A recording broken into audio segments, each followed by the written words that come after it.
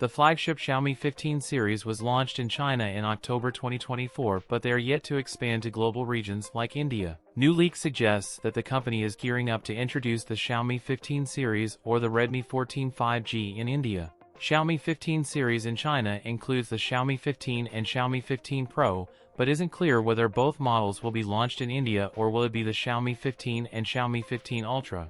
Xiaomi 14 and Xiaomi 14 Ultra launched in India in March 2024, with the brand skipping the Xiaomi 14 Pro in the country. Xiaomi 15 Ultra is confirmed to debut in China and global markets in February. The Xiaomi 15 series ships with a Snapdragon 8 Elite chipset, up to 2K display, 50MP triple cameras, an IP68 rating, and 90W wired fast charging. The Xiaomi 15 price in China starts at 4,499 Chinese yuan. The Pro model costs 5,299 Chinese yuan. That's it for today's video. If you enjoyed it, don't forget to like, comment, and subscribe for more content. Thanks for watching, and I'll see you in the next one.